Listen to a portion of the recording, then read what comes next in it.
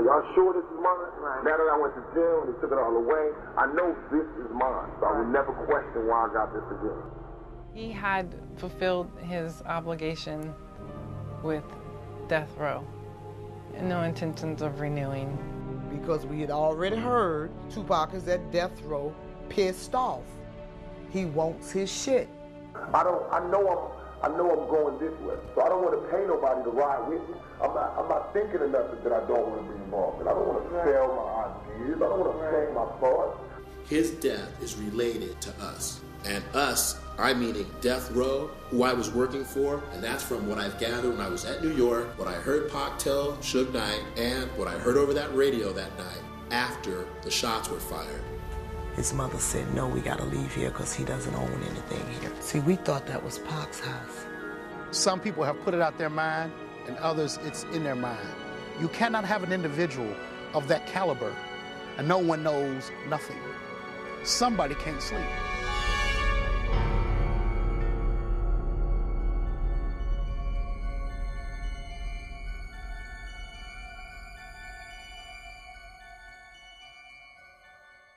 Here it is that we can find Saddam Hussein in a hole in the middle of the desert in another country, and we can't find who killed Tupac.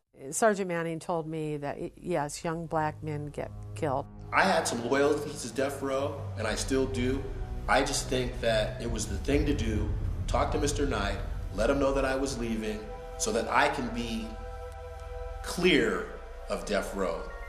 A new documentary is asking an old question. Who killed rapper Tupac Shakur? And now a former Compton officer is offering a $100,000 challenge to the man he's convinced was behind the murder.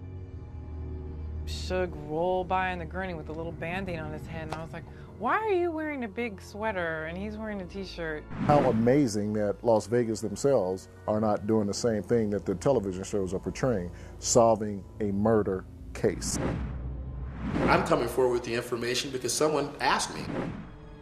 I believe it was a planned killing. It is somewhat perplexing as to why a conspiracy case was not presented to the grand jury. Just coincidentally, some gunman sticks his arm out of a white Cadillac and shoots the biggest rapper in America. Why didn't they shoot anybody else? I see this as a typical assassination. I need to talk to you and Kevin Hackey about some things that's going on with Pac in Death Row. It was a label that he was working on, and we was going to Outlaws, we was going to sign with that label, Machiavelli Records. And Suge has told us that no one is to take masters from the studio anymore. The radio came on with Snoop Dogg saying that he had no beef with New York.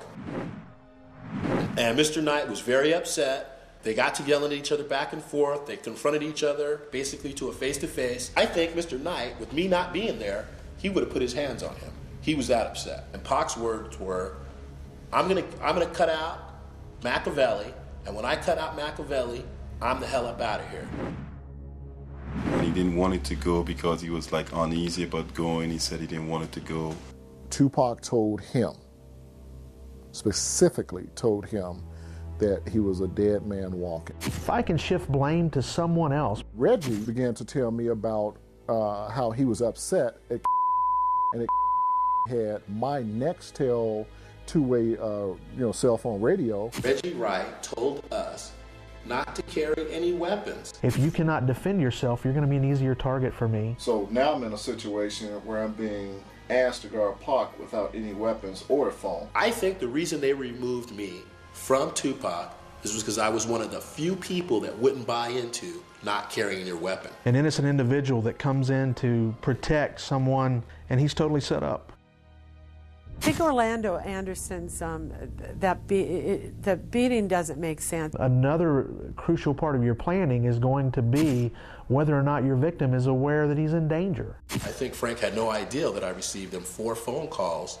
So I'm walking all over the MGM looking for him before I could even realize he isn't even in the building. That's the beginning of our downfall. Its intent is to block the middle car. And what I heard was, got him, got him. Reggie Wright used to work for Compton PD. Reggie is not honest. And he wasn't hearing it, and that was into that. So there was a lot that we never got done. So I was one of the few people that spoke up and said, wait a minute, we were instructed not to carry weapons. And we kept getting the run around, yeah, we'll get you in touch with him. When I was a judge, if I would have found out that police officers misrepresented or lied in a search warrant, I would have taken immediate action. Murdered, yes. Assassinated, absolutely. Reggie Wright Jr. is the one that brought him to that interview. The fact that Reggie Wright Sr. is a police lieutenant, if that's not a conflict of interest, I've never heard one. That communication, however obtained, either through search warrant or otherwise, needs to be gathered. Yeah, a lot of people have died that were directly or indirectly linked to this investigation. To this day, I believe that that gotcha was inside the organization and not out. I'm gonna take out my glasses for this one because I want them to know. For everybody that think Pac was a hood person, Pac was not a hood person. He was never a gangster. He was never about the gangster stuff. He was always about making music, making money, and keeping his family happy. Tupac was the guy who would run for mayor, okay? He's the guy who had that kind of pull and that kind of charisma. A lot of the stuff he did from his heart, like he would give people money on the streets that he didn't know. He would stop and, you know, you would have homeless people. He would always have money on him, and he would give it to them. That's a lot of stuff that people didn't know about it. Pac forced me to believe in him. He was so hungry to see change. I have to say my best memory with Tupac was in Rome, and he was up all night dancing, because that was really him doing a little dirt, staying up all night, and being who he was, and then that night getting on stage, even though he didn't have to, and putting on a little concert for them over there. His mother and one of my cousins and aunts, they knew each other, so we used to hang around each other when the birthdays and things like that come around. We were on a layover flight in Texas. We had to land the plane because Tupac's background group, the Outlaw Immortals, they were, for less of a term, they were acting up on the plane, and they made the flight attendants and the pilot uncomfortable. So when we landed the plane, we were met by PD. What I remember about Tupac was he was so angry with the Outlaw Immortals that not only was he lecturing them like a dad would to his sons, but you know, they all had on their diamond necklaces representing the label, and he took all of the necklaces, put them in his pocket, and basically told them, you'll get them back when and if I decide to give them back. Look, watch, we're doing a video. Watch this, watch me, watch. Watch what's going on so you can see when you come in, you can see if I'm giving you something. If y'all all walking around like this, we could do this shit separate. I can rap you, you rap you, you rap. What's the point? Interaction. Come on, man. Come on, here. Run it back.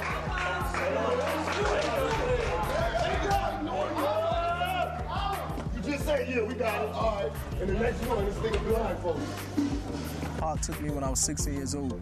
He was like a big brother. I always tell the people he's like a big brother to me or a father figure to me. The Outlaws, the Dog Pound, those guys were kids at the time. Okay, they were 16, 17, 18 years old. I didn't see Gaddafi in some years. As I grown up to be a teenager, he grown up to be a teenager. When I ran back into his mother, she was telling me that he was a rapper now. And this was a time when I started doing rap music myself, and I was writing. And she was telling me he was doing music now, and his brother is Pac, and they coming to New York, so they wanted to introduce me to him.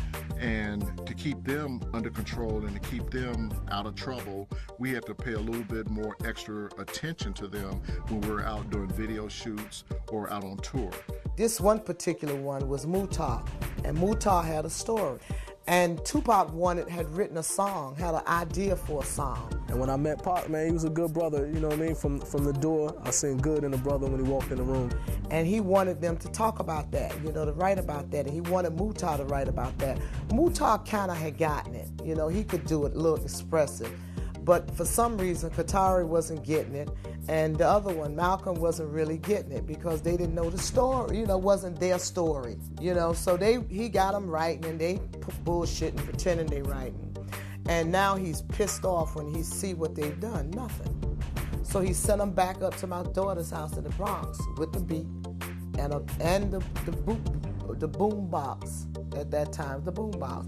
Yeah, big box. And go up there and don't y'all come back. You ain't getting no weed. You're not getting no water. You're not going to eat unless you got it done. So I'm up there at my daughter's house and I'm watching them up all night and they stop it. Then they write a little bit, then they let it play a little bit more and they write a little bit and they arguing back and forth with each other and you can feel the tension because, hey, they got to get something done because, oh boy, he's wounded, mind you. He has been shot in the quad studio. So he's wounded and he's the wounded warrior and he's taking bullets and here you little no accounts can't do nothing. You know, and they up there and they trying real hard because they want to be good. They want to do right. And when they come back, they had made something. I forgot the name of it, but they had something and he was pleased enough because he was a sucker. He played hard, but you know, they gave him enough for him to tell him to roll up something. And let it be known that you can't make it hot, stop jacking.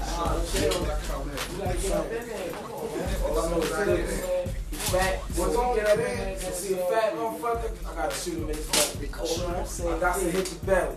That's right. That's why nobody get the belly. That's me. The belly is me. I want the belly. We're gonna sell like for $1 million.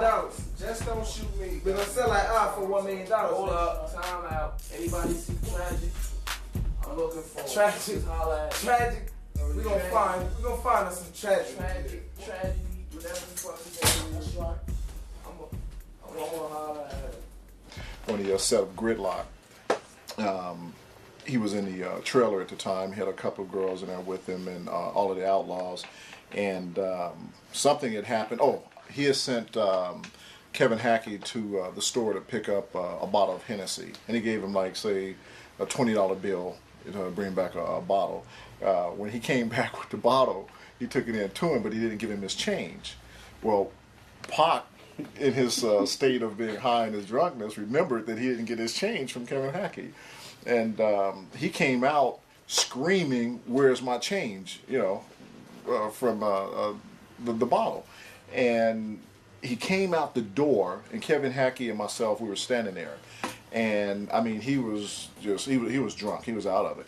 And he started screaming and cussing, saying, "I'll kick your ass and I'll, you know, both of you."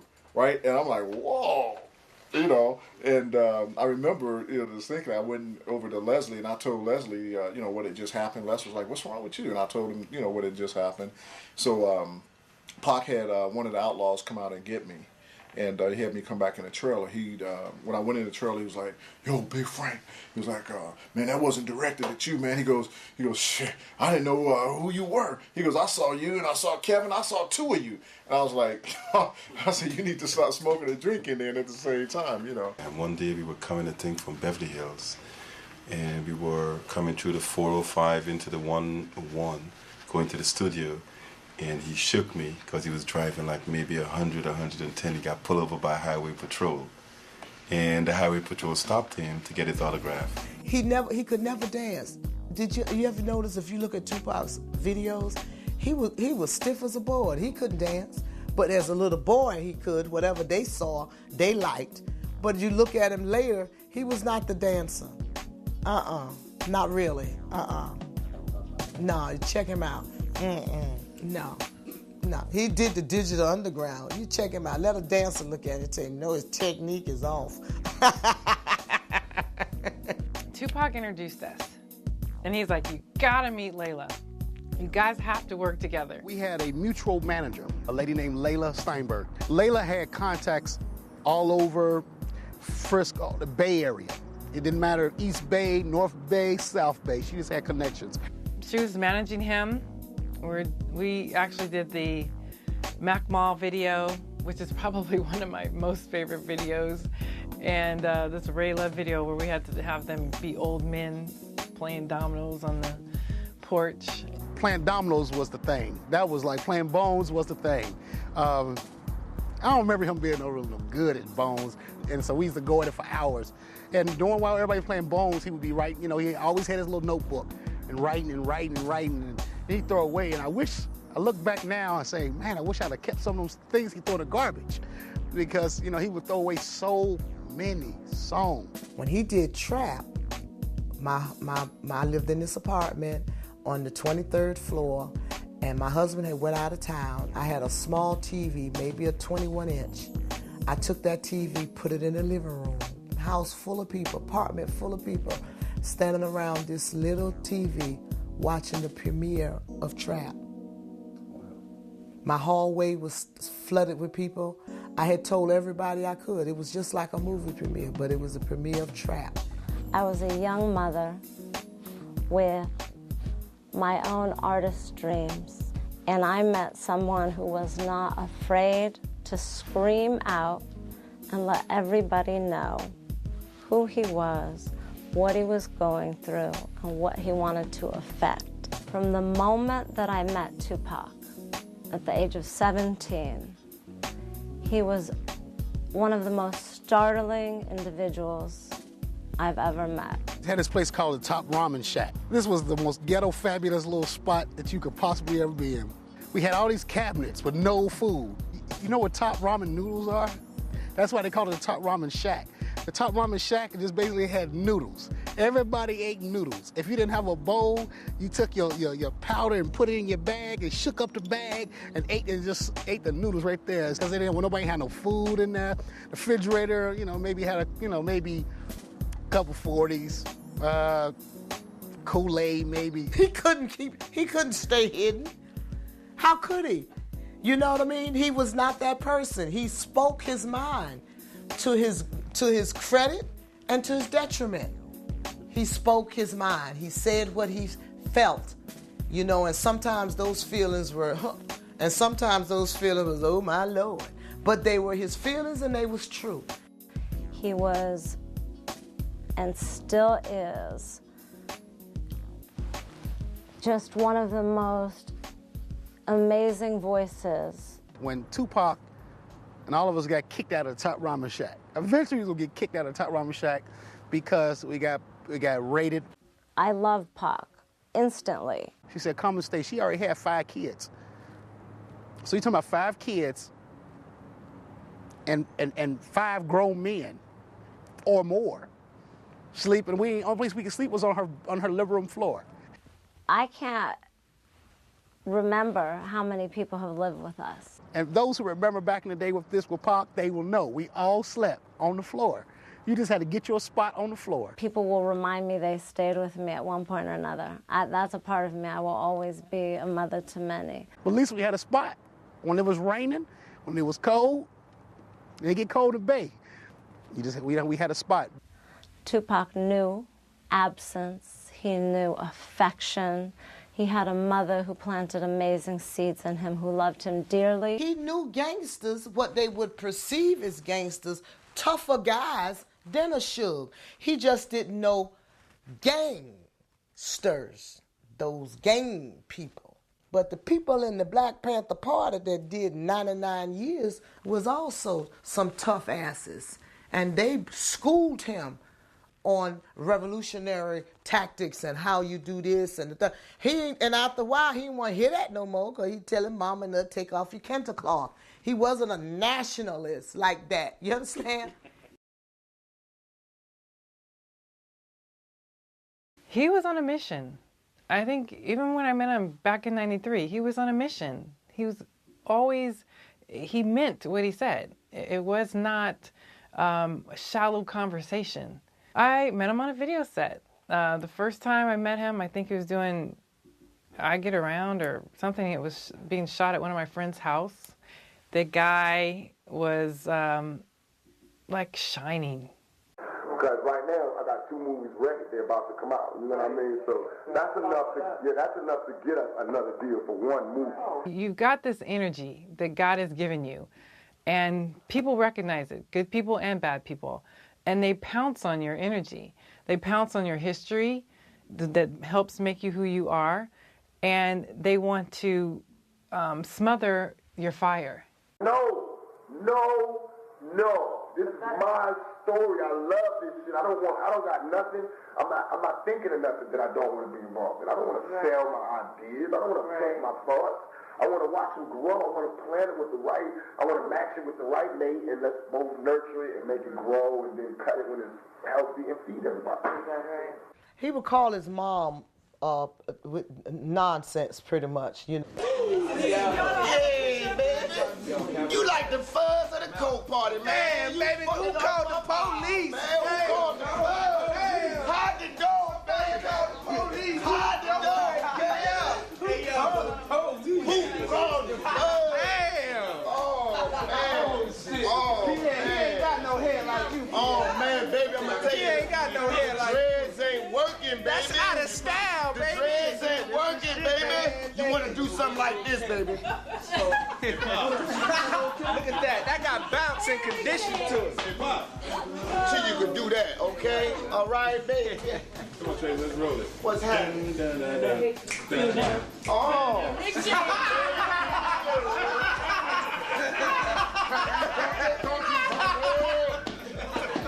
She would never let your feelings down.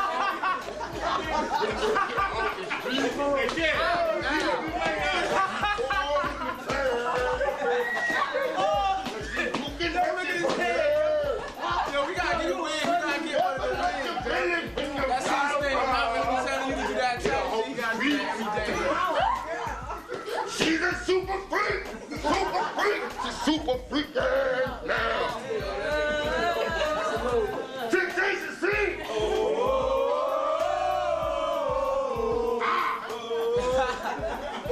Let me tie somebody up. I'm about to get freaky. My name Rick James. Come on! I'm about to tie somebody up and burn them. Oh, man! Somebody freak! I'm so goddamn. I feel so good about to burn somebody. Burn my saxophone player. Burn!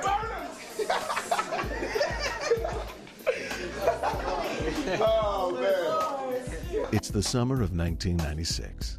All Eyes on Me has reached quintuple platinum status. Tupac gets to see his first #1 single. His next album, to be released in November of '96, is called Machiavelli, or The 7-Day Theory. We had went out there one time and to Vegas, and we go into his room, and he got the big room with the bathtub in it, and we're duly impressed. And he's walking around with his little mink slippers on and everything, and telling us stop begging people for money because we're in the casino. We had never really gambled before, and somehow or another he heard about it. So we sit down like this, you know, get chastised again. And then he say some woman had called him and was talking to him, and I kind of chafed at it, and he looks at me because now he got to prove to me who his auntie, who I tell you, he was the apple of my eye, and he knew it. And now he's telling me that he went out with this older woman, and oh, really? Yeah, it's almost as old as you at that time. What? Really? And I'm like, okay, little cute thing, you know. We was like, oh, so ain't he cute? Ain't he cute? But that was to put me in my place, to let me know that now he's grown, and I can't nobody tell him, you can't tell me what to do now. You can't tell me, Gene, you can't be giving me all this advice. I don't want to hear it. Thought it was cute, and then, of course, we got back to the moment at hand. Could we have some money so we can go back to the casino? Once you can throw it, you know what I mean? I see it work, daddy, yo! Never seen like that. Yo, what if I walk in the club like I'm a pretty man. and just be tripping on niggas like, what the fuck you looking at? Hey, y'all, let me get a Hennessy and Coke. Serious? We get a Hennessy and Coke, man. Hurry up! Hey, Had one too. Hey, Boy, baby. he put his foot off in you. I know you been looking at my head. I snatch that shit off, nigga. You snatch what off? I snatch that shit off. Cut your motherfucking face. Don't cut him, Pierre. Hey, man. Get this motherfucker off my heart. I will hurt you. Get this motherfucker off my heart. What's happening? What's happening? Get out my heart. Hey, look at this. Whether I'm bald-headed or I got hair to my knees, I still rush any one of you tricks out there. It's still West Side Outlaw no matter. You see this on hard copy, you gotta leave an address. Well, see this on hard copy. Yeah. They keep pulling my hair. Yeah, don't keep pulling Pierre's hair. Okay, put a nigga on with the drink. No. Marv. Drink. So I'm an alcoholic. Nah, come on, man. What you doing? the CEO of Death Row Records, Knight had built an empire that controlled untold millions of dollars in revenue from the acts of Dr. Dre, Snoop Dogg, and Tupac Shakur. Knight entrusted the protection of the artists to former and current police officers and fire department officials. Tupac's closest bodyguard was former bodybuilder and U.S. Marine Frank Alexander. I ended up on a video shoot in December of 1995 in New York with Snoop and the Dogg Pound. There was an incident that happened there where someone shot up Snoop's trailer. I do recall Frank he was basically the leader in pulling everyone out of that Winnebago to get them into the security van and get them out. And we got everyone out of the trailer and, got everybody out of there safe and sound, got Snoop back. Frank was the head guy, lead guy, as far as getting Snoop and getting everyone else that was in the trailer out of that trailer into safety. 2 days later, we're back in California. I'm at the studio, and Suge called me into his office, and he was like, "Hey, Frank, tell me what happened in New York." He goes, everybody around here is talking about you're the hero, man. What happened out there? So I told Suge the story about what happened in New York, and all I was doing was my job. And I wasn't considering myself a hero or anything like that. On certain occasions, Suge treated us well. Suge said, well, Pac is going to probably want you. Snoop's probably going to want you. He goes, you're going to be like the most requested, bodyguard for these guys. And I was like, okay, whatever. A couple of days later, I get a phone call from Reggie saying Tupac has made a decision. He no longer wanted that rotating schedule, and out of the 4 guys that was rotating on him, he's chosen you to be his main security. He wants you as his bodyguard. What do you want to do about it? And I was like, I want to think about it. That's what I want to do. Yeah, I work with Wright Race Security. Kenny Archer continued to work for Wright, even after the shooting. Archer still continues to work as a bodyguard to this day. Him and Frank had a good relationship. I had been working with Pac on that rotating schedule a little bit, and, I saw everything that they said he was doing. He try to leave you, you run through red lights. You just got to be, literally on his butt as you being the chase car, being the bodyguard. Me and Pac didn't get along that well. Michael Moore and Rich McCauley have since left the security company. I started on Pac as a substitute, filling in for Frank, filling in for Leslie. Whoever was on him, I was more of a fill-in for that. He would just blow lights. He would, go places, and he wouldn't tell you where he was going. You had to follow him to know where he was going. I actually got called by the boss. Gaulden and Archer were not present in Las Vegas, asking if I wanted to work with Pac, and I actually remember saying that I wasn't interested. And it just got to the point to where I said, okay, I could deal with this. The situation came about, being the main bodyguard. I accepted it. He and I eventually hit it off. Everything was cool, and I was his main bodyguard. When I was on the set of Gridlock with Tupac, he would come over to me and he would say, something to me like, how's Pac doing? And how's everything going? I'll say, oh, everything is fine. Everything is going good. He was like, well, he really likes you. You're the only one he gets along with. Tell Reggie to put you on a salary. Make sure that you're getting paid right. Tell him I said so. Reggie made a statement that Tupac didn't like Frank, that Kevin Hackey was the main bodyguard, and he liked Kevin Hackey more than he did Frank. First of all, nigga, let me tell you something. I was the main bodyguard. I have no reason to lie, and it's been out there for 12 years, and if I was not Tupac's main bodyguard, Reggie, why would you tell me that I was the main bodyguard? Why was I assigned to him? You're the one that called me. Jesse, you'll be all right, bro, honestly. Move, don't move. Yeah. Last resort. You'll be okay. Move. You feel yourself falling? Tuck and roll. This way. Me, cut. He had lots that he wanted to do. Tupac was considered by industry leaders to be at the top of his recording game. All Eyes on Me has reached quintuple platinum status. He had put out the song, Hit 'Em Up. Oh, that was the one I didn't like. And I was like, whoa. And I sat there and I listened to this song. I didn't like it because I'm like, it's just not nice. As soon as I got out of the car, my phone rang and it was Reggie asking me, did you hear that new song by Tupac? I said, what are we gonna do? He was like, man, why did he do that song?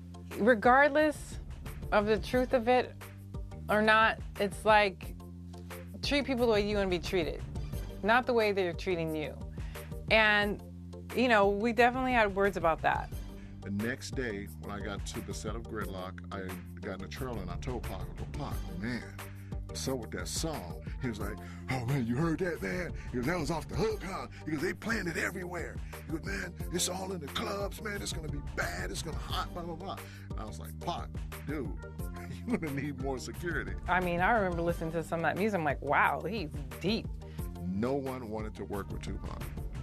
No one. I was the only bodyguard, because I was the primary bodyguard now at this time, that he could even get along with. Hit him up, I don't know, I remember doing that video. So was my backup. Out of 22 security that evening talking about security, added security for Tupac, no one raised their hand. And it was weird how we got people to match Biggie and then match Lil' Kim. One more time. The girl who played Lil' Kim was someone I met working with Sinbad, and she was one of the, you know, production coordinators or production manager. Here, make it Lil' Kim. From scratch. I still did it. It was like we were just doing rollover videos. So this guy, Kevin Swain, was actually the director of that particular one. Everyone talked about why they didn't want to be his bodyguard or work with him. They thought it was a liability and just something waiting to happen. I mean, I liked the beat. It was great to dance to, but I did not like, you know, I'm more of a peaceful human being. He had his time with Death Row. So we would be from Gridlock to a video shoot to the studio. You know, he was still in the studio as well. The schedule that he had, and I would call it from May of 1996 up to July, was very hectic. I was literally carrying him and holding him up and patting him on the back saying, Pac, you could do it. Come on, man, you could do it. Because that energy level started falling down because of the heavy workload. New York City, September 4, 1996. After the MTV Music Awards, prior to us going home, there was an altercation about what Snoop had done, and Mr. Knight was very upset, and they got to yelling at each other back and forth. They confronted each other basically to a face-to-face, and this is the first time I've ever heard of Machiavelli before it even came out to be a CD record, that he's going to give Suge all the rights to Machiavelli. He just wants his freedom, and he wants off Death Row. He was done. He was done. He was done. There were meetings with attorneys. Yaz and I, yeah, he was done. He was done. He had fulfilled his obligation with Death Row and no intentions of renewing any sort of paper agreement. Pac is now in Dannemora. Everybody is visiting him back and forth, the guys. We want him out. Nothing is happening. We tried to get an appeal lawyer. We did have the appeal lawyer, Charles Ogletree, but that's time. And we hear that, I got a phone call that Death Row had went to visit Tupac and that I think he's signing with Suge. And then she called back and said he did sign with Suge. And it's, to me, I was like quiet for a minute and then got scared and said, wow. Do you know, I got it. I know he want to get out of jail. But now when he leaves, the question is how he's going to leave. He's either going to leave quietly. It's all going to be good. Suge is going to be cool with it. If Suge's not cool with it, it's going to be a problem because he's going. He's going to leave. It doesn't matter whether it's quietly or a problem. And I know Tupac is going to make it a problem if that person try to hold him once he fulfills his obligation, because he's going to fulfill his obligation. So I was really taken aback by it because I was a little afraid of Tupac, how he was going to maneuver himself through that deal. Some Crips in the club at the House of Blues, and they came over to Tupac and they asked him, who do you represent? Who are you down with? And Tupac said, what are you talking about? He goes, who you repping? He goes, you with Death Row, they're Bloods. You know, you hanging out with Crips, you hanging out with Bloods, who you repping? And he was like, man, I don't represent no one but me. I'm Tupac Shakur. He goes, that's who I represent. I am neutral. And that was it. Pac was friends with Snoop. Pac was friends with Suge. If you want to represent a color with Tupac, it would have been green, and that's the color of money. He wanted to make money. He would tell us, y'all ain't got no sense. You don't know how to make money. Use me. Y'all can't make a t-shirt.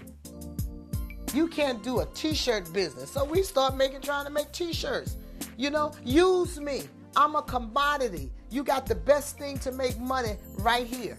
So why would he be stuck with a Suge Knight? I don't think I would have had a career had I not had he and Ice Cube. Whenever I was around him, it was like the floodgates of ideas have opened. Decent girls. Me and a half decent girls. And we do some shit where they got love scenes and a script with dialogue and emotion we will not lose. It'll be the new 9.5 weeks. Niggas will take their girls to that. Everybody fucking the theater. Right. We can push the envelope. You know what I'm saying?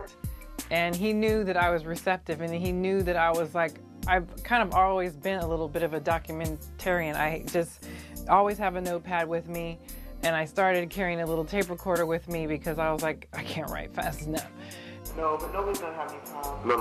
We can be nice. It's gonna be a quality project. And that's how I want to be, and I want to be so grown up about it. I want everybody to feel so good about it, but I want to do it real quick and make a lot of money on it. So Tracy, your job.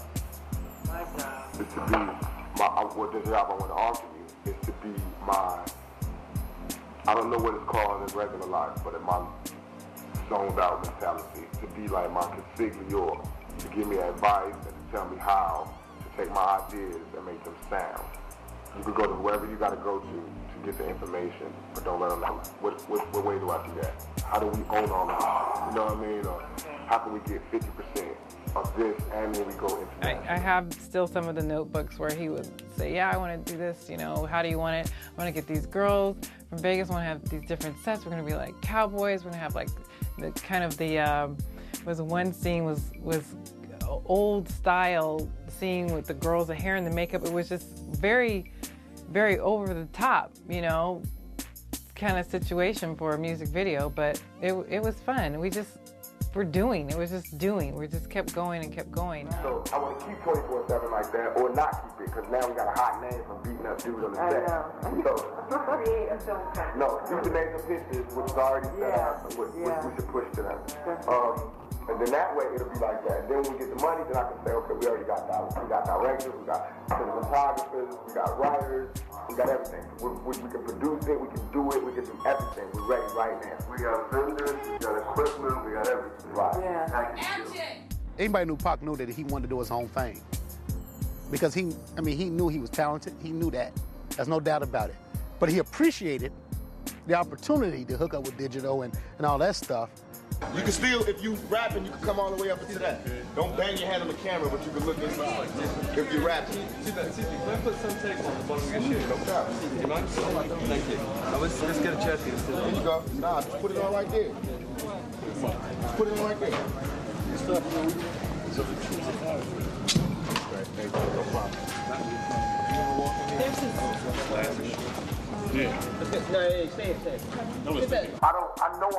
I know I'm going this way, so I don't want to pay nobody to ride with me. You know what I mean? I would much rather you get yours and I get mine together. Let's do that instead of just being like, look, at the next spot we're gonna get paid. It go 10,000. Why? I know we're gonna make it there. You go with us, and you'll make more than that. You go 10 while you waiting. You know what I mean? Like that. That's what I feel. It just was gonna be ugly, and because we had already heard on the phone driving around in LA a call, Tupac is at death row, pissed off. He wants his shit. That was in June. I want them to see our power. I want them to see our power. I want to roll in this motherfucker like I rolled in the rap game, and we can do that right now. We can touch everything. I'm talking. The producing, the soundtrack, the album, everything is just us. Yeah. Done. We can do it cheap, we can do it good, we can be efficient. We can do it, yeah. All we need is a script, and we got a month. Let me go. That's right. And we know that was true. That if he was there, it was confrontational if he was going to get whatever he was going to get. If he was asking for his masters or asking for the paper that he signed, because he did those 3 albums, it didn't take him long. So that's the completion of that obligation as I know it, you know, that the 3 albums.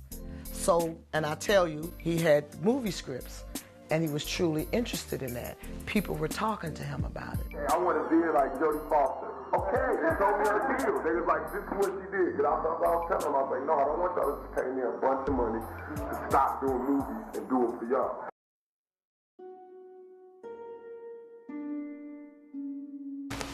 Wasn't y'all just talking?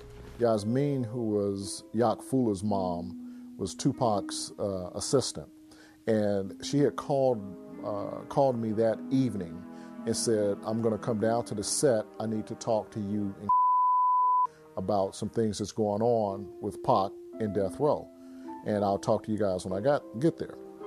She arrives and she started telling us that there are some serious problems, that Pac is going to be leaving Death Row and that he wasn't happy and that there was an audit that was about to be performed on a record label. She didn't go into any great details about anything, and she told us basically to step up our game and watch him because of these things that were about to occur.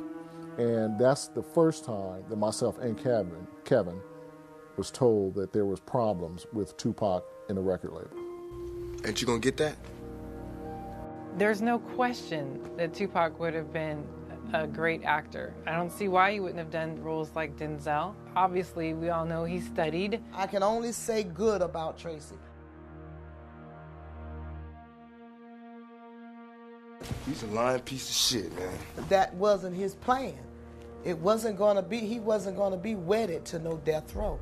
Check us out. We're going to overpower the policeman because he couldn't do it. We're going to overpower him. One of these felony happenings. It's going to shoot you to the left. It's move forward. But if he don't, we're going to have a drink after the shoot, okay? So have fun. Come on, no pressure, no pressure. With a mic, sir. And you look at those pictures, that last photograph of him, the deer in the headlights photo, and he just looks sad. Guaranteed you, he was bigger than Death Row. His ideas was bigger than that because he wanted to go further than that, and he wasn't dragging a Suge behind. I don't have no problem walking up on these old motherfuckers saying, look at the dinosaurs.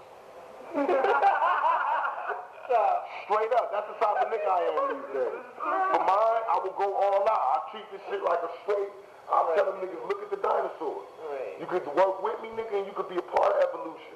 Or you could be a past. You could be something in the past, nigga. We'll be digging your ass up in 20 years. His death is related to us. And that's from what I've gathered when I was at New York, what I heard Pac tell Suge Knight, and what I heard over that radio that night after the shots were fired. And us, meaning I was a part of that at the time, and Death Row was who I was working for. So I think after we did the MTV Awards, I don't know what went down, but he wasn't too happy about it, and he didn't care about going anywhere, so he didn't feel like, he didn't want to go to Vegas. I don't even think he wanted to do the video. Pac's cousin, my son, Kenny, was on drugs, and he had taken one of Pac's rifles, and Pac heard about it. Don't thank me. Hey, Si, shoot this piece of shit. And he didn't want to go to Vegas. So he didn't want to go to Vegas, but this was a good reason for him not to go, because he was going to come down here and kick his cousin's ass. Go ahead. That is true. There was whether or not to come to Atlanta to beat his cousin's butt or to go to Vegas. And my daughter went because Kadada went to be with Kadada. And yeah, he did not want to go to, because he was with Kadada. He had a thing going on. He had a fantasy that he wanted. He wanted to get married. He wanted to have kids. I know niggas like me. I can fuck everybody good. I can fuck them all, for real. But I can never have one to myself. Because the thing that they love so much is the mystery. As soon as they know me, it's like they want the mystery. You know what I mean? It's like they like the bad guy more than they like the real guy. Because once you know who I am as a human being, it's not as exciting because you can figure it out. Wasn't so much Vegas as his girl And, you know, that thing that they were doing together and that dream that he was into, as opposed to the thing in Atlanta was a family thing. It's a gun, you know, the guns, and his cousin is on drugs again and whatever. Tupac's decision to leave death row may have been unwelcome, but his desire to audit death row's books and take his master tapes was unacceptable. I think there was pressure on him in terms of his work and that thing, you know, that his sense of obligation, but he really didn't want to go. They begged him to go. And when he left, my daughter, who was out there, she went with him. Sources claim that after the trip to New York, Tupac was convinced to cancel his trip to Atlanta and go to Las Vegas anyway. Tupac put both Kenner and Right Way Security on notice. Shakur would no longer use their services. At Club 662, after the Mike Tyson-Bruce Seldom fight, we were heading over there. It was a benefit for a retired boxer. And the reason that it was a benefit for this retired boxer is because the feds and the police had been watching 662 every time we would come in town. And they kept looking for a reason, I guess, to shut it down. And we were not allowed in that weekend. So they had this, benefit for this boxer going on, and that was going to get us into the club for that night.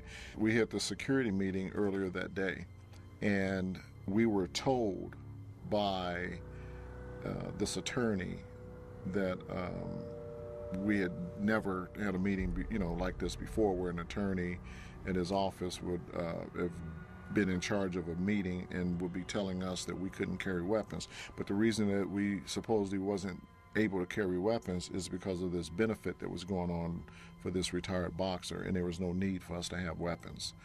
That was the reasoning that day earlier for us not to have weapons. We were told to either leave them in our room or in our car. And how we got to the car is that it was going to be three of us. Myself, Michael Moore, and Al Gittins were going to be the only three that was going to have weapons. And my car was parked on the opposite side of the hotel that night by the time we were ready to go to the Club 662. That's why I was getting in the car with Tupac, because my car was on the other side with my gun in the car. 1, told not to carry any weapons to Club 662. 2, we were told not to have any weapons on us at any time while we were in Las Vegas. Reggie Wright asked me to ride with him to the meeting that we were having. It was about 12 noon, and we were going to George Calisa's office in Las Vegas. When we arrived there, there was 23 other security personnel for Right Way Security at this meeting, along with the attorney and Reggie Wright.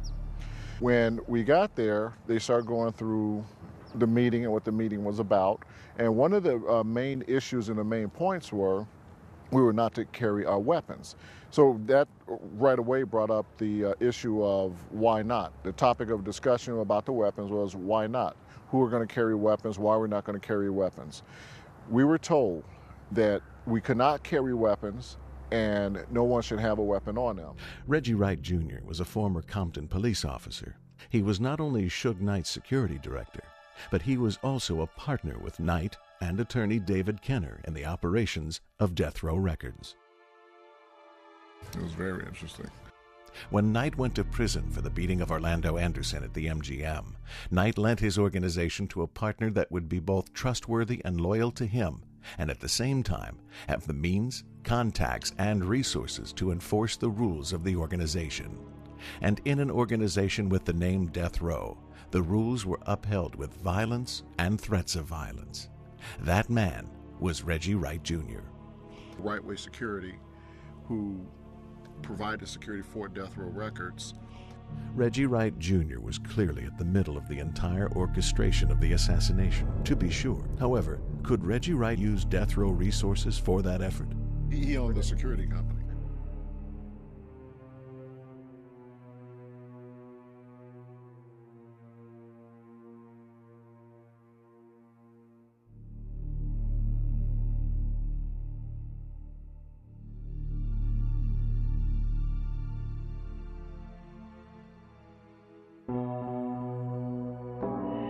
They say the 60s was crazy, but the 80s was worse. Crack fucked blacks and gave birth to a curse. The gunshots were fired from the suspect vehicle only, again, which is described as a white or light-colored newer Cadillac. The moon's bright, the sky's misty. Know my future, cause I know my history. My life predicted by a gypsy. Murder she wrote at the end of the story, the streets get me. That's why I live quickly and always keep a pistol with me. Ghetto prisoner, won't stop fighting until I'm free. Raising a city of fallen angels where niggas ain't scared to bleed. If money's the root of all evil, then greed's the seed. This ain't living. We taking cause ain't nobody giving. How can it possibly be peace in a country built on murder? Laws passed daily, my nigga, to purposely hurt you. I'm the product of a hate that society nurtured. When will the evil end? Too many browns and blacks in the system, victims of legal sin. In court praying for mercy when condemned by evil men. Ain't no love in the heart of the city. If it's a God, where is he? My homies dying over hundreds and fifties. I sit back, sip yak, and analyze the situation. Ain't a person alive today knowing the monster we facing. It crucified Jesus Christ, so Marcus Garvey for Rice, shot Malcolm X in the chest, gave Nelson Mandela life. Tupac died at 25. Told my mama bury me with a 357, just in case God tripping, I don't get into heaven. Shit is crazy, huh? This is what I see. We are no longer slaves, but we sure ain't free. So until I ain't gotta kill and steal from my own folks, tattooed across my soul are these words I just spoke. So who the fuck y'all gonna call when I break all the laws on behalf of every innocent criminal? Pac was gonna introduce, Mike was gonna come out to one of Pac's songs. And so we was real excited about hearing it. So we trying to find a station, we keep turning, we don't hear any sports. Finally we get the public radio station. And what we hear is rapper Tupac Shakur shot in Vegas. We were in the cab and we heard, you know, something happened, Tupac, something. It was like, you know, over the radio, oh, those rappers, Tupac, something, you know, people have been shot. Now we're stunned, nervous. I am petrol because I'm driving. And my husband, we have to go another 2 miles before we see a gas station, no cell phone. I was like, oh no, I'm like, pull over, you know, I'm like calling Yaz. I'm like, is everything okay? And she calls, says, no, go to the hospital. So we pull off at a gas station and I call his office and Molly's sister answers the phone and tell us that, yep, he got shot and that he was in the hospital, but that it didn't look, he looked like he was gonna be okay, that he had gotten shot. I think they had to take out she didn't even say the lung then.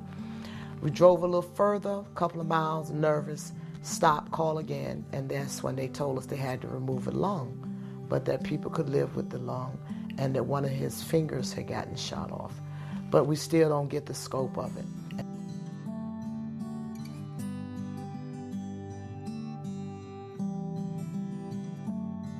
Trying to keep me up, trying not to get into the emotion of it. And we finally get to Vegas and we get to the hospital. We get to the hospital, my daughter is there, Molly is there, and my sister is there. My sister come out and tell me that y'all can go in, you and Tom can go in. When we get out the car, my husband, all of that holding in, when he stepped out the car, he slumped out. It was like all of the weight now had fallen and he was now, you could see the crushness, like he had aged. We go into the hospital and they take us into his room. He's in a coma. He has the tube in his mouth. He actually, I look at him and I'm really afraid. And I start, you know, the old things that the women do. What have they done to you and all of this? My husband say to me, don't do that because he can hear you. And I also remember seeing, you know, Suge roll by in the gurney with a little Band-Aid on his head, and I was like, what happened? And the first day, I think, when I saw Suge, I didn't want to see him because they say, look, Suge got shot. I can't see that. I don't see the shot. I see something, but it's not a shot. And Pac is in the isolation room, intensive care, and some of the death row people, the gangs really, were outside. And it was a haze. It was like a dark cloud that was just sort of over the organization, if you will. When I saw him laying there, I thought to myself, he can pull through this. So the last day, the day before, I had went in to see him. And when I went in to see him that day with my niece, it was like I knew, but I didn't know. You know, I looked at him and it reminded me of my mom when she was in a coma. So I cried real hard that day. Tupac was loved by all of his colleagues, and he was loved by his security staff. And the next day we went, me and my sister went, and they had called, we went, then we went back, then they called and said to come. And when we got there, they told her that his kidney was failing, and they wanted to put him on dialysis before. It wasn't there yet, but they wanted to put him on dialysis. Okay. Then they come back and say that every time they tried to hook him up, his heart would fail. And my sister was not really hearing him. And they said it, kept saying it, and she said, "What did you say?" And he said, "We did it, and we had to resuscitate him 3 times. And when she heard that, she said, "Don't do that. Don't do my son like that. Leave him alone. Let him go." The day when he died, you know, she called me on the phone, you know, and the guys who worked in my office, they brought me like a little blunt and some Cristal and Alizé. I never ever knew what Cristal or Alizé was before I met him. Have you ever played the what if game? What if I could have done this? What if I could have done that? What if I would have had my gun? What I would have done? I have put myself in this position in my mind many times to say, what if I would have had my gun, what I would have done. And I've put myself in my mind imagining jumping out of the car and taking a firing position and firing back into that Cadillac, disabling the Cadillac to where it wouldn't have been able to have gotten away, and I would have shot back and hit one of the assailants that shot Tupac. Whatever would have happened. The what if game. I've played that game for 12 years.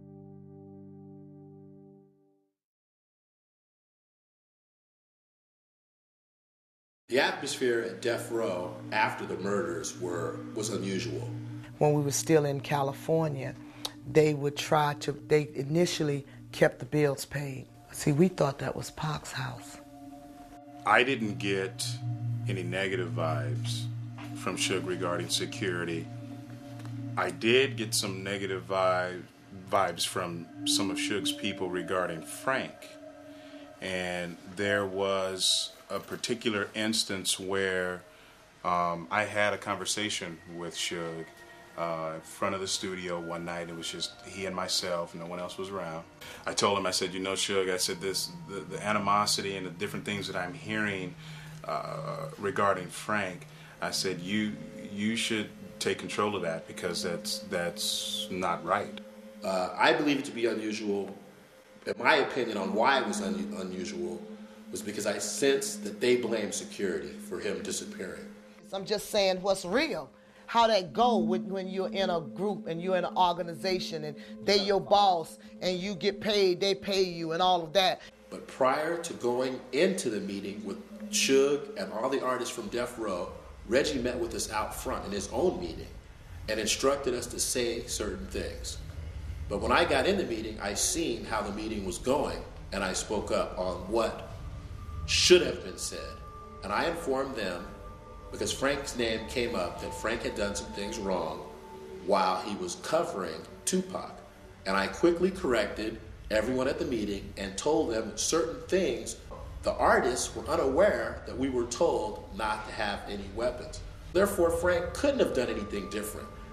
And unfortunately, we didn't do that. He wasn't going to throw himself in front of the bullets, so he did the right thing. When Knight went to prison for the beating of Orlando Anderson at the MGM, Knight lent his organization to a partner that would be trustworthy and loyal to him, and at the same time have the means, contacts, and resources to enforce the rules of the organization. And in an organization with the name Death Row, the rules were upheld with violence and threats of violence. He said it right out of his mouth, and his girlfriend confirmed it. Who, Reggie? Yeah. What did he say? Say what you did. He said they want me dead. He said that they said you told a lot of stuff. These original recordings paint a different picture than the public image of Knight. She said that the people at DRR want you dead. I think I spent 1.5 years with Death Row after that, and then I walked. I just heard that they want me dead. Okay. So I wasn't going to say this, but I think I better. Okay, that's affirmative. That's true. I was hired by Mr. Knight when I first got started in this, and I felt it was the thing to do. I went to the prison, talked to him, and let him know I was leaving.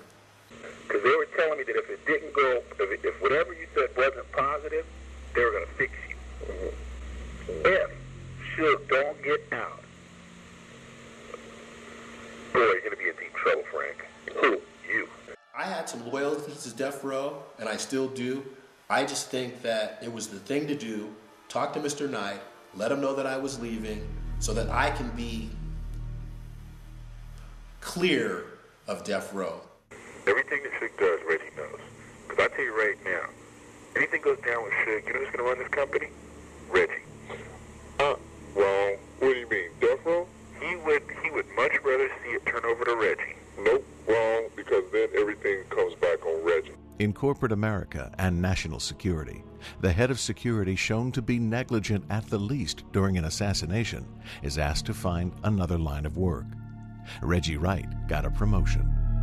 When we went jet skiing with Mr. Knight, he told me on the lake.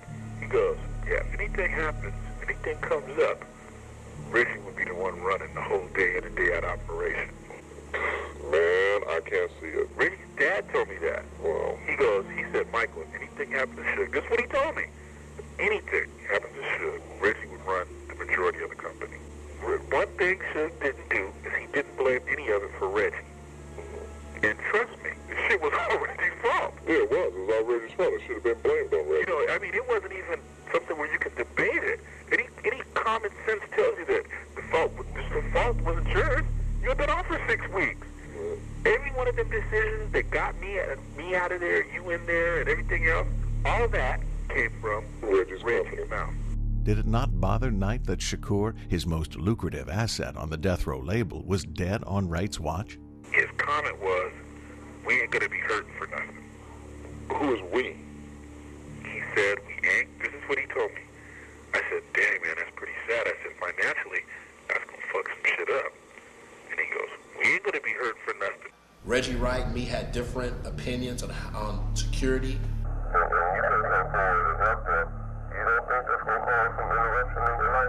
And I talked to Reggie Wright about it. Well, Suge asked me what I was going to do. Yeah, what you going to do, Frank? What you going to do? Do you know what he meant? No. You don't? No, I don't. Obviously, I don't. What did he mean? He wanted you to take someone out. I said, Reggie, what was Suge implying? And then Reggie, he got sort of stupid on me. Nigga, you don't know see what I'm saying? He said, you don't know what's up? Niggas need to be disappeared around here. I put in my work for him. I did my time with him. They recommend you don't get subpoenaed, or whatever that's worth. I don't know what it means, but that's what they told me to tell you. You know, the situation and the way it went down.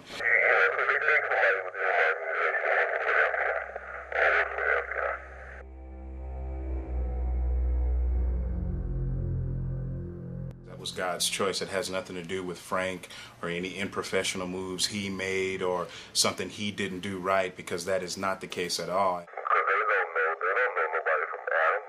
And I'm hearing things that I don't like, and I think that you and I both know that Frank is not at fault whatsoever, and that's something that you should take back to your people, because I'm hearing things that I don't like.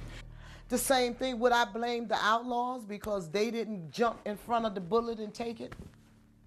Could I blame them young people because they was in the third car, not the second?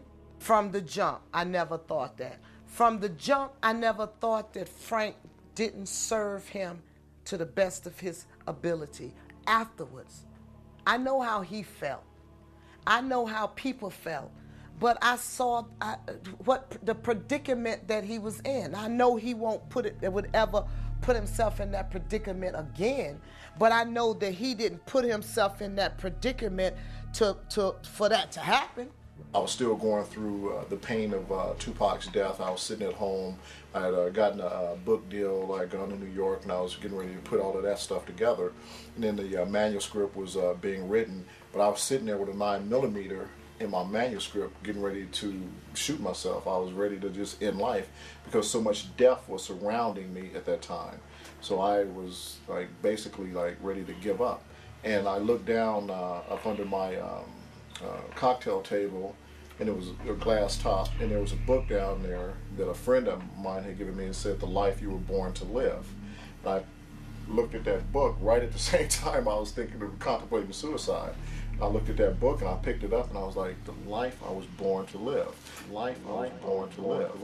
Life I was born to live. I came in and out when Tracy was working with Pac on the videos and his plans. And the one thing I can also tell you is that Pac, Tracy, we all have plans to have facilities and do this work with our locked up youth. And we have major plans. We did a series of recordings, we taped, and we outlined a movement that would help to educate kids all over the country and to use our art to penetrate. This is the microphone sessions. For those of you who've never been before, this workshop actually started with Pac and Ray Love. There was a group of 7 of us that met in my living room on these rugs 20 years ago. And our goal was to be a group of writers that wrote together and addressed issues. And every week we would come up with a topic. And so when I started this workshop, I thought I was the teacher and I was running things. And so Pop didn't come for the first few months. For the first few months, there was 5 of us. And every week we'd meet and I would give the assignment. And I ran things. And then came Tupac. And he came for 2 weeks and wrote on topic. By the 3rd week, he said, "What made you think you were running things? Why do you think you get to pick topics?" Layla is a fearless lady. She's just going for it. She's not going to stop doing what she's doing. She's even kill. She keeps on doing it. It's like, I haven't been here in a while. It's a different group of faces. It's the same energy.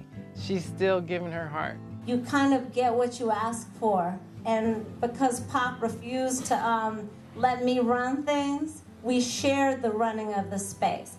And each week, all of us from our very different worlds wrote on a topic, and then we would put together a 90-minute assembly, cell phones to vibrate. From here on out, we're recording. Mine, better make sure. I promise everything will be fine. Mother bump rain and the J Valentine.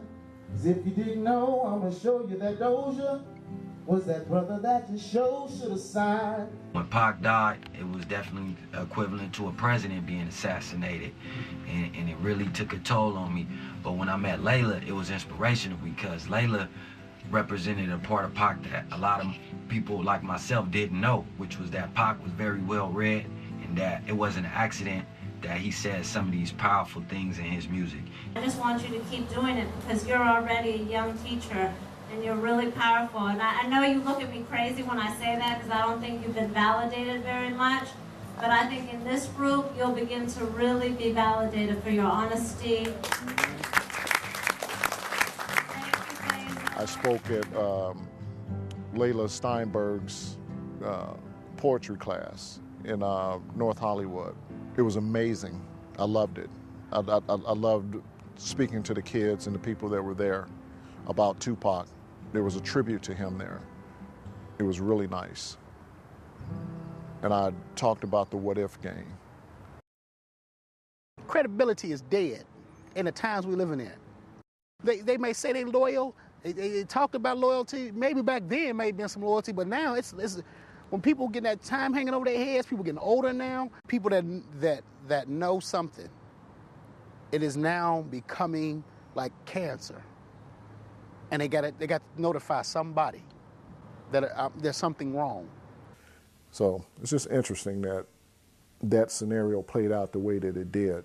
I look at it now, 10 years later, And it just seems as if now, today to me, that it was just all part of the scheme, all part of the plan of things that was being put together possibly back then to happen September 7th, that night that Pac actually got shot. What about the former detectives of Compton? Were they so sure that they had their man with Anderson that after 10 years their informants have come up with nothing new? Police often use informants to help investigations move, but informant information can be considered unreliable. I don't care what people say. People gonna snitch when you sitting there, when you looking at 50 years on your head. In the case of LA Times reporter Chuck Phillips, the decision to use an informant leads to disastrous consequences. Chuck Phillips came along because he was an award-winning writer. He had some credibility. Well, I think the LA Times article, and I don't want to, I don't want to point the finger at another reporter, but I do think that my understanding from talking to 2 gang cops out of Compton, the Compton Police Department at the time, which has since been disbanded, said that they spoke to the source, one source. And the first time he wrote it, it sounded really weird. But there was, because of his credibility and because of who he wrote with, you thought about it, but it didn't make real sense because you gotta know it was bigger. One source on that story, a little gangbanger out of Compton, who they told me is still laughing his head off. So I don't know what, except that Chuck Phillips was irresponsible in writing it. Because look what I did, I say it here and it comes out there. He duped, I believe, the LA Times reporter, Chuck Phillips. And then one of my sons said to me, Chuck Phillips is on Suge's payroll.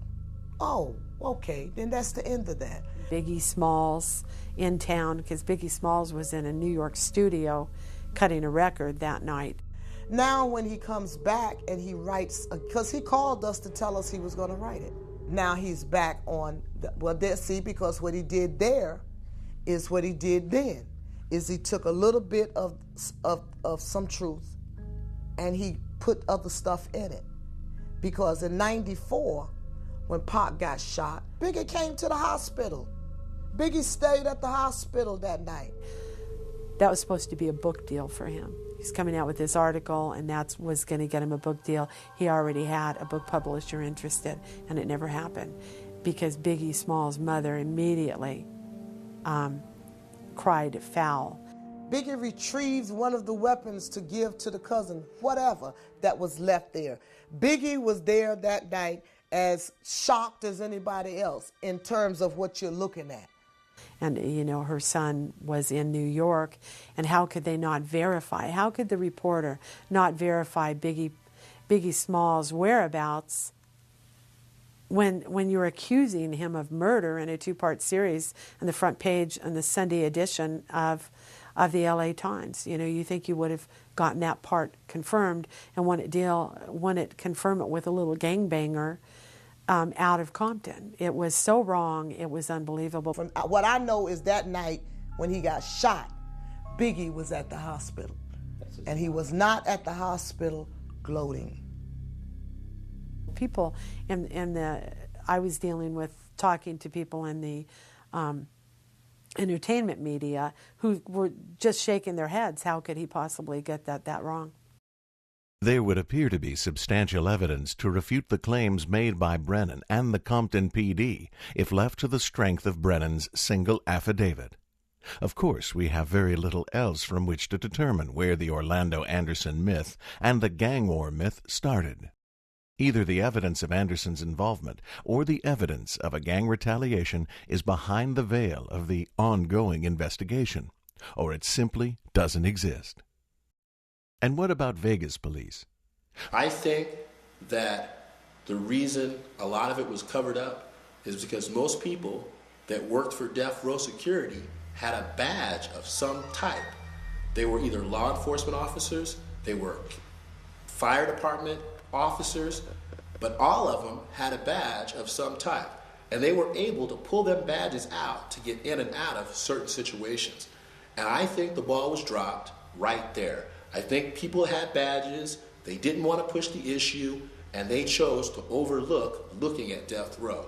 And when I look at all what's happened with Rampart, people that we had working for Death Row, where we had Los Angeles police officers working within the organization, Compton police officers working with inside the organization, that is where it failed. People had badges, people had careers, and that's exactly what they did. Me, myself, I was able to pull out my fire department badge when I got into a situation. Said, hey, I work for the fire department. People were pulling out Orange County badges. People were pulling out LAPD badges. People were pulling out Compton badges. But yeah, you had a lot of guys with badges. And I would think that those guys who were hired by Suge and were with him that night would have been interviewed by the police. But I mean, maybe they know something. Well, when you have police officers interviewing police officers, I believe the code of silence came and took place in Las Vegas, even when it came to dealing with security. I found that there was a tightness. Everywhere you went, there was like this tightness that nobody wanted to. It was almost like people were afraid to talk about the case. I mean, there was a weird sort of ring around the investigation that was tough to penetrate. And I was getting a lot from cops inside, and I did report that Metropolitan Police in Las Vegas were on Suge Knight's payroll. Where security themselves, they were quiet. No one was saying anything. So deep down inside, I personally believe them badges stopped us from getting to the truth. Who would be capable of influencing an investigation? One thing is certain. Yeah. Until they decide to come forward with what they do have, the police can make all the claims they want, and there's nothing to stop them. We are looking for a suspect vehicle which was described as a white or off-white Cadillac. It amazes me that when we have professional bodyguards as part of this entourage, that they can't even give us an accurate description of the vehicle. Again, which is described as a white or light-colored newer Cadillac. I can't understand how a man with a status so high can get murdered on the streets and they let it just slide. If I could just prophesize and open up their eyes, expose their every move and catch them in their lies. Witness situations getting out of hand, there's a hole in the system, homie, this is not the plan. Nope, it's obvious, they left us in the cold. Why you think they call them homicide? Cause everybody froze, and it shows. Case closed, y'all people crooked, man, and everybody knows. How the hell can you brag about a case on a TV show, homie, but the pot case blows? Got y'all killing with the flow. If you can't comprehend, I'm talking to the po-pos. Pac was right, things won't change, so I figure I take the torch to spark a little flame. Pac told y'all niggas about the pump police, man, they crooked. Crooked, crooked, gotta keep your eyes on these chumps when you're moving through the streets, cause they crooked. Crooked, crooked, try to understand in your heart they can never be peace, cause they crooked. Crooked, crooked, that's why we ride with the heat when we roll through the streets, cause they crooked. Crooked, crooked, mind over matter. I can't tell, there's a spell in these streets and I wonder if it's hell. Then what's jail? The belly of the beast, so I'm knowing in my heart there can never be peace. Sorry. Then they wonder why we gooned out, cause every time we try to speak, all they do is tune us out. Now you shut up. And I ain't even playing games, to be honest, all y'all should take the blame. Yeah, for justice not being served. Got some nerve to hypnotize us with false words. Stop lying. It ain't fair, man, just listen to the Don Dog, they don't really care, man. And that's how it's going down. They look the other way every time we face down. Ain't see nothing. Just ride for me, homie. If I die, don't let the law ride for me, homie. No, I told y'all niggas about the pump police, man. They crooked, crooked, crooked. Gotta keep your eyes on these chumps when you're moving through the streets, cause they crooked, crooked, crooked. Try to understand in your heart they can never be peace, cause they crooked, crooked, crooked. That's why we ride with the heat when we roll through the streets, cause they crooked, crooked, crooked. Yeah, crooked as they is, crooked as they come. Crooked when they start, crooked when they done. Hey, crooked as they is, crooked when they come. Crooked when they start, crooked when they done. Hey, crooked.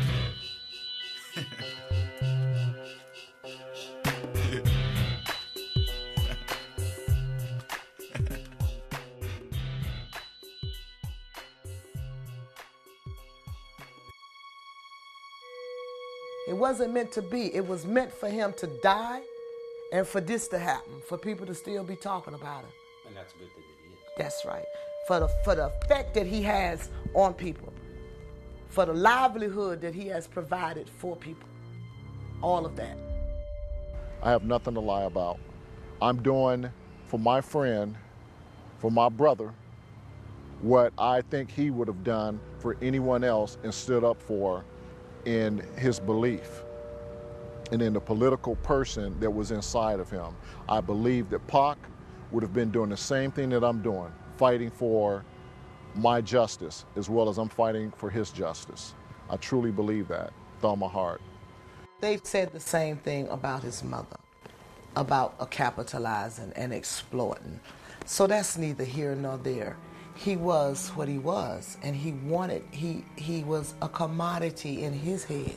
I know I'm going this way, so I don't want to pay nobody to ride with me. You know what I mean? I would much rather you get yours and I get mine together. Let's do that instead of just being like, look, at the next spot we're gonna get paid. It go 10,000.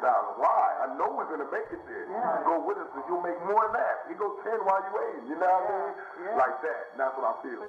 He was the best that we had in terms of the ability to make money, and the documentaries and all of that. Here's the thing. The good people do it, and the bad people do it.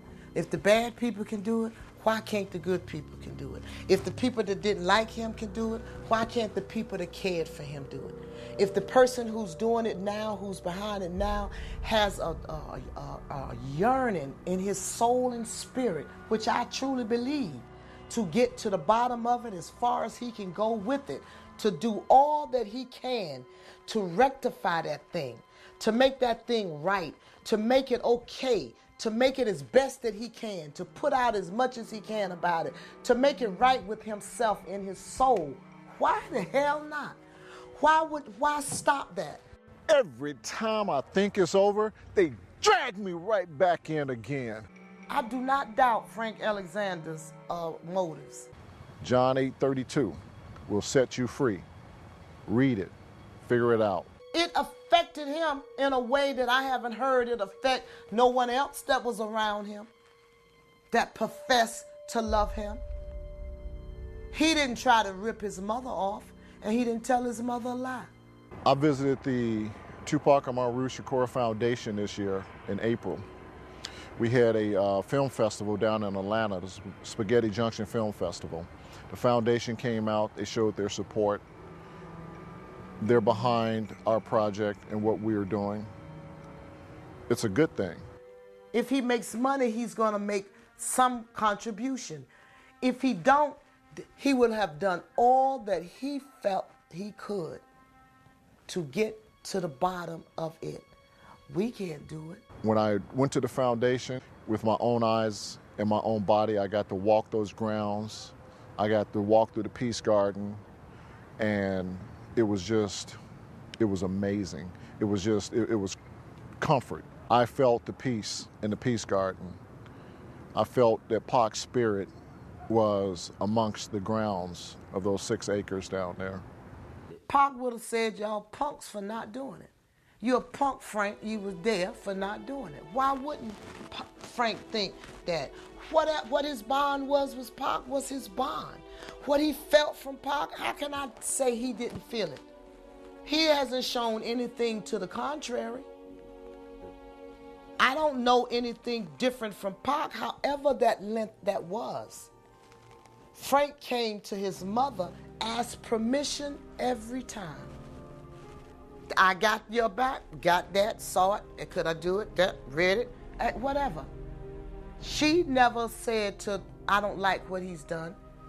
Why is it that in 2008, we can take a baseball player to Congress and put a steroid issue in front of the American taxpayers to solve what? Whether he used steroids or not? Who cares? Let's solve a murder.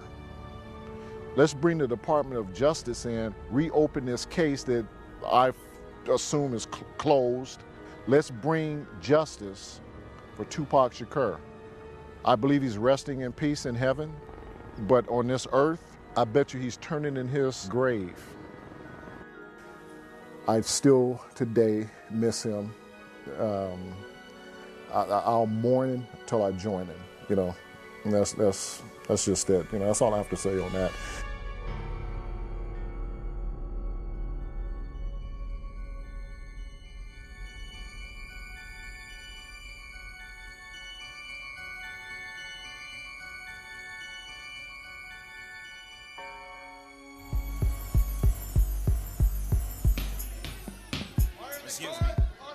Excuse me, Your Honor.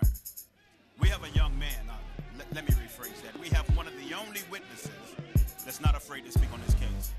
He knows the controversy surrounding the case, but he's totally unafraid. How you know who hit your man and you ain't right back? How you a bad boy, nigga, when you scared to even speak? Now tell me, would I be wrong to even say you niggas weak? Or maybe it's like the Matrix, say your niggas really sleep. Got large bank accounts, but some niggas really cheap. And Dr. Doolittle, take the monkeys to the zoo. And the fake gorilla too, before I put it to sleep, dude. See, touch not my anointed, do my prophets no harm. See, y'all thinking it's a game, but I'm coming to warn y'all. You ain't gotta wire me and you ain't gotta hire me, but I'm breaking the silence, and that's how it's gonna be.